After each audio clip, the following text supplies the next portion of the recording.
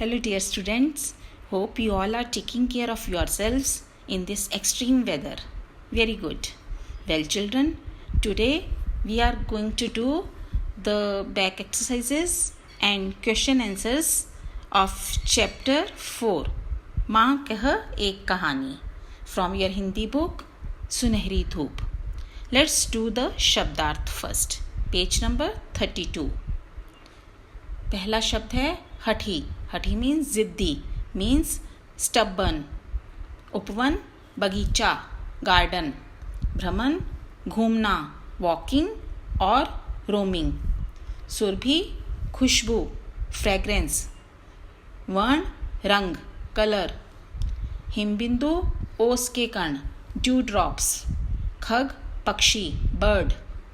सुमधुर स्वर, मीठे स्वर, स्वीट वॉइस. बिद बिंदकर, प्रिक्ड विद. खर तेज धार वाला, शार्प. शर वाण, एरो. आखेटक शिकारी, हंटर. सिद्धि सफलता, सक्सेस. आहत घायल, इंजर्ड. तात पिता, फादर. रक्षी रक्षक या बचाने वाले, मीन्स प्रोटेक्टर. विवाद झगड़ा, डिस्प्यूट. सदैव दयावान, काइंड. उभय दोनों, बोथ. आग्रही आग्रह करने वाला, परसिस्टेंट. व्यापक फैला हुआ या विस्तृत, स्प्रेड एवरीवेयर. निर्णय फैसला, डिसीजन. निर्भय बिना डरे, फियरलेस. निरपराध निर्दोष, इनोसेंट. उबारे बचाए, प्रोटेक्ट और सेव. गुणी महत्व समझा, अंडरस्टूड द इम्पॉर्टेंस.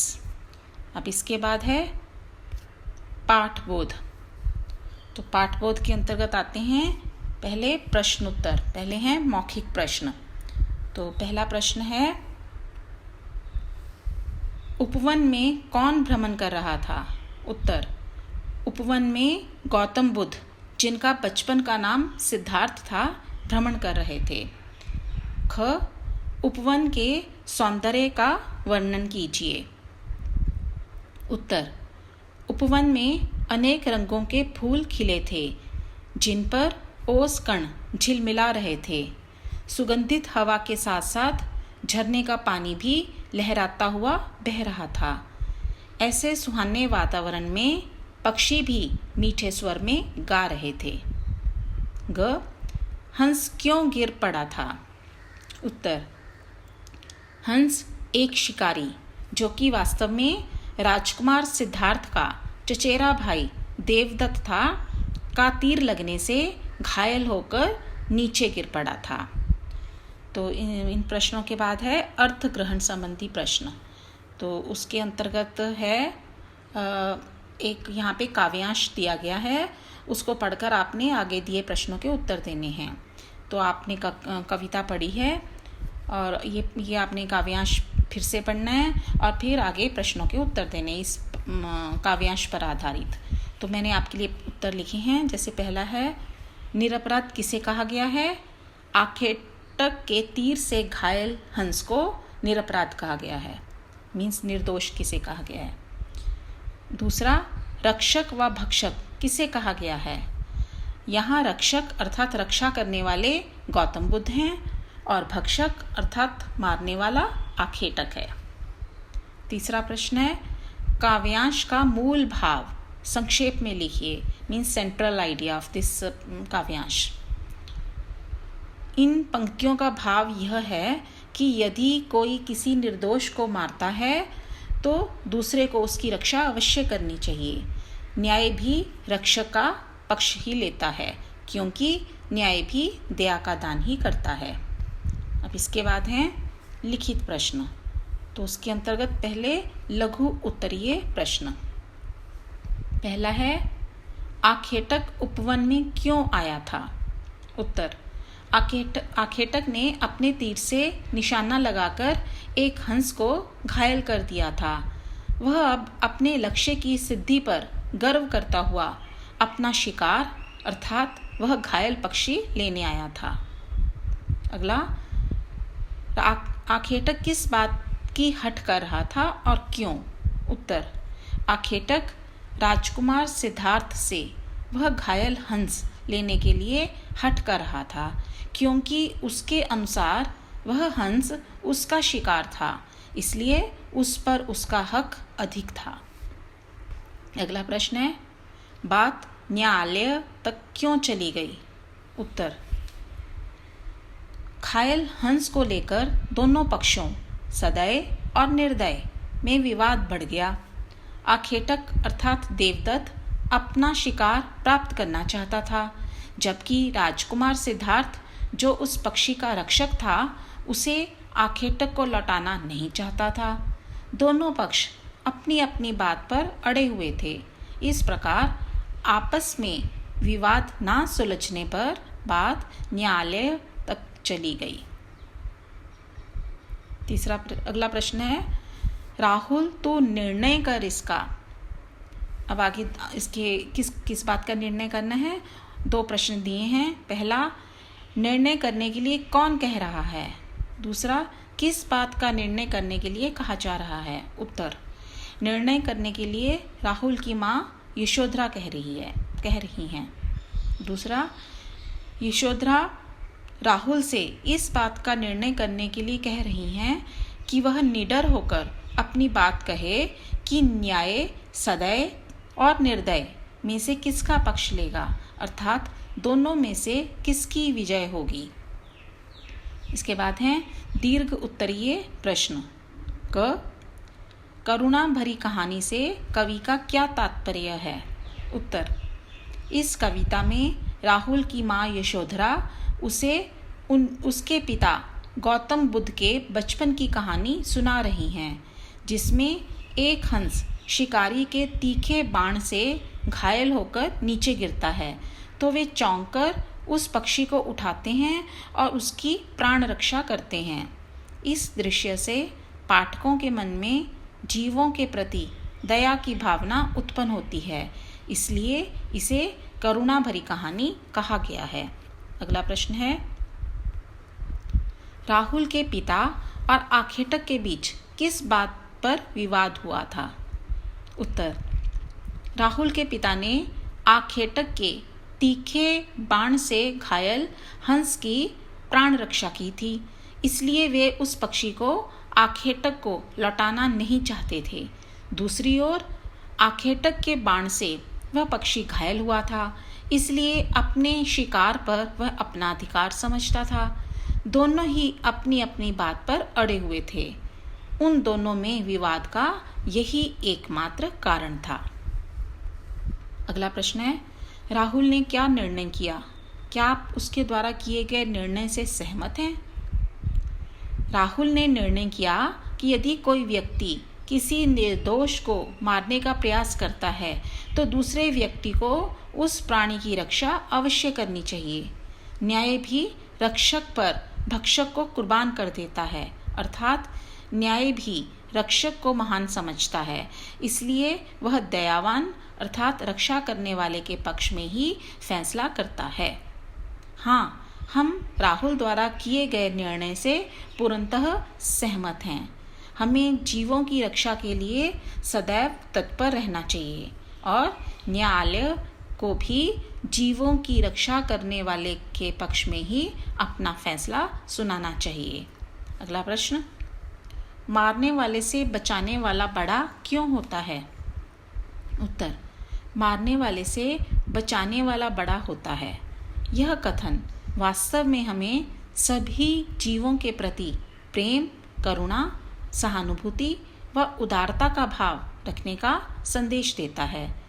मारने वाले से बचाने वाला बड़ा होता है, क्योंकि किसी का जीवन लेना तो सरल है, पर किसी को नया जीवन देना एक कठिन कार्य है, जो वही कर सकता है जिसके मन में जीवों के प्रति दया, प्रेम व सहानुभूति का भाव हो। जो उनके दुख कष्ट को भी अपना समझता हो। इस प्रकार यह कथन प्रत्येक मनुष्य को अपने जीवन में नैतिक मूल्यों को अपनाने का संदेश देता है। अगला है भाव स्पष्ट कीजिए। पहला है लक्ष्य सिद्धि का मानी, कोमल कठिन कहानी, और दूसरा है हुआ विवाद सदय निर्दय में। तो पहली पंक्ति का अर्थ है, भाव हम स्पष्ट करते हैं। माँ कह एक कहानी नामक कविता में से ली गई यह पंक्ति आखेटक के लिए प्रयुक्त हुई है। आखेटक ने अपने तीखे बाण से एक हंस को घायल कर दिया था। अपने लक्ष्य की सफलता पर वह बड़े गर्व का अनुभव कर रहा था। आखेटक के निरीह जीव पर तीर चलाकर गर्व का अनुभव करने की बात सुनकर राहुल अपनी माँ यशोधरा से कहता है कि यह कहानी कोमल और कठोर भावों से भरी कहानी है। अगला जो पंक्ति है उसका भाव है, इस पंक्ति का भाव यह है कि जब आखेटक अपने तीर से घायल हंस को लौटाने के लिए हठ करने लगा तो उस हंस की प्राण रक्षा करने वाले राजकुमार सिद्धार्थ ने भी वह पक्षी उसे लौटाने से इनकार कर दिया। दयावान और निर्दय दोनों पक्ष अपनी अपनी बात के लिए हठ कर रहे थे। अंततः इस विषय को लेकर दोनों में विवाद अर्थात झगड़ा होने लगा। तो इसके बाद है प्रश्न उत्तरों के बाद है काव्य सौंदर्य, मतलब काव्य की सुंदरता। तो काव्य की सुंदरता कैसे होती है, किन बातों पर आधारित है, उसके विषय में यहाँ पर बताया गया है। लय मीन्स गीत, तुक, यति और गयात्मकता आदि कविता की विशेषताएं कहलाती हैं। कुछ कविताएं अतुकांत भी होती हैं, मतलब उनका तुक नहीं उनके पीछे मिलती, मीन्स विदाउट रिदम नहीं होती कुछ। इस कविता की प्रत्येक पंक्ति के अंत में तुक मिल रहा है, मतलब रिदम है। जैसे चौंक उन्होंने उसे उठाया, नया जन्म सा उसने पाया, तो उठाया पाया, तो इनमें ये राइमिंग वर्ड्स हैं। इतने में आखेटक आया, लक्ष्य सिद्धि का मानी, कोमल कठिन कहानी, तो मानी कहानी, तो इनमें भी रिदम है। प्रस्तुत काव्यांश की दूसरी पंक्ति में प्रयुक्त जन्म सा शब्द में उपमा अलंकार है। अलंकार मतलब गहना, मतलब जो कविता इस ढंग से कविता की रचना करना कि उसके सौंदर्य को ऐसे शब्दों का प्रयोग करना कि उसका सौंदर्य बढ़ जाए, तो उनको हम अलंकार कहते हैं। तो यहाँ पर जन्म सा में उपमा अलंकार है। जब किसी वस्तु या व्यक्ति की विशेषता दिखाने के लिए उसकी समानता किसी अन्य वस्तु या व्यक्ति से की जाती है, तब वहाँ उपमा अलंकार होता है। अलंकारों के प्रयोग से भाषा का सौंदर्य बढ़ जाता है। अर्थ, सिद्धार्थ द्वारा आहत पक्षी को उठाने से उस पक्षी को नया जन्म अर्थात जीवन सा मिल गया। तो इसके बाद है व्याकरण बोध। तो पहला प्रश्न है इसके अंतर्गत, किसी मूल शब्द से नए शब्दों का निर्माण करने से शब्द भंडार में अभिवृद्धि होती है। जैसे आलय, तो आलय से न्यायालय, पुस्तकालय, वाचनालय, तो इस तरह से आलय से, आलय मतलब घर, उसके साथ न्याय, पुस्तक और वाचना लगाकर क्या बन गया, नए नए शब्दों का निर्माण हुआ। तो उसके बाद है श्रम, श्रम से श्रमिक, श्रमदान और परिश्रम। इसी प्रकार आपको नीचे दिए गए शब्दों से नए शब्द बनाइए, ये आपने करना है आपके लिए। यहाँ पर मूल शब्द एक दिया है जैसे जय, तो उसका प्रयोग करके आपने नए और शब्द बनाने हैं, जैसे विजय, पराजय और जयकार। आपके मन में कोई और सूझता है, आप कुछ अन्य भी लिख सकते हैं। खुश से जैसे खुशहाल, नाखुश या खुशी। उसके बाद है काल, काल से कालांतर, महाकाल, कालांश। मान से जैसे सम्मान, अभिमान या मानहानि। कला से कलाकार, कलाकृति, चित्रकला। अगला प्रश्न है निम्नलिखित शब्दों के विलोम शब्द लिखिए, मीन्स ऑपोजिट वर्ड्स। जैसे सदय निर्दय, कोमल कठोर, रक्षक भक्षक, पक्ष विपक्ष, हानि लाभ, जय पराजय। उसके बाद तीसरा प्रश्न है तत्सम और तद्भव शब्द। तो पहले हैं तत्सम शब्द। वे संस्कृत शब्द जो हिंदी में ज्यों के त्यों प्रयोग में लाए जाते हैं तत्सम शब्द कहलाते हैं। जैसे कूप, कर्म, दुग्ध, ग्राम आदि। तो हम हिंदी में संस्कृत के शब्दों को एज इट इज़, ज्यों के त्यों मीन्स एज इट इज़ भी यूज़ करते हैं, तो वो संस्कृत निष्ठ शब्द कहते हैं। तो इससे हमारी जो हिंदी है वो संस्कृत निष्ठ बन जाती है, थोड़ी कठिन हो जाती है। तो इसलिए इन शब्दों का हमारी चॉइस है, हम तत्सम शब्दों का प्रयोग करें या तद्भव शब्दों का प्रयोग करें। तो यदि तत्सम करेंगे तो वो हैं जैसे कूप, कर्म, दुग्ध, ग्राम आदि। और तद्भव क्या है? तद्भव शब्द का अर्थ है उससे बना हुआ, जो उससे बने। किससे बने? अर्थात संस्कृत से बने। अर्थात संस्कृत के जो शब्द थोड़े बहुत परिवर्तन के साथ हिंदी में लिखे जाते हैं उन्हें तद्भव शब्द कहते हैं। जैसे कुआं, काम, दूध, गांव आदि। जैसे कूप संस्कृत का था, अभी तत्सम हमने पढ़ा, तो कूप जो था संस्कृत का था, तो वहाँ से तद्भव क्या बना? कुआं। ऐसे ही कर्म से काम, दुग्ध से दूध, ग्राम से गांव। तो ये तद्भव शब्द हैं, मतलब थोड़ा उनका इजी वर्जन। संस्कृत के शब्दों को हम थोड़ा सा बदल कर उनका थोड़ा इजी उसका फॉर्म बनाकर हम जो जब हिंदी में प्रयोग करते हैं तो वो तद्भव होते हैं। जो तद्भव मीन्स जो संस्कृत से ही बने हैं पर उसका आसान सरलीकरण कर लिया गया है। अब क्या करना है आपने? कुछ तत्सम शब्दों से निर्मित तद्भव शब्द। तो यहाँ पे इन्होंने कुछ लिस्ट दी है, आप इसको पढ़ें और समझें। जैसे तत्सम शब्द क्या है? ये लेफ्ट साइड तत्सम शब्द है, उसके बाद उसका तद्भव रूप भी बताया। जैसे आम्र से आम, दंत से दांत, मुख से मुंह, घृत से घी। ऐसी अगली पंक्ति में तत्सम है कर्पूर से कपूर, हस्त से हाथ, सर्प से सांप, अर्ध से आधा। अब तीसरी पंक्ति में तत्सम शब्द हैं दुग्ध, दुग्ध से दूध, कर्म से काम, कोकिल कोयल, क्षेत्र खेत। अब आपको क्या करना है? निर्देशानुसार नीचे लिखे शब्दों के तत्सम तद्भव रूप लिखिए। तो आपने इनके जहाँ पे तत्सम कहा है वहाँ पे आपने तत्सम लिखने हैं, और जहाँ तद्भव पूछा है वहाँ तद्भव रूप लिखने हैं। जैसे लेफ्ट साइड जो है तद्भव दिए हैं तो वहाँ से हमने उनका तत्सम रूप लिखना है। जैसे नींद तद्भव है तो उसका तत्सम है निद्रा।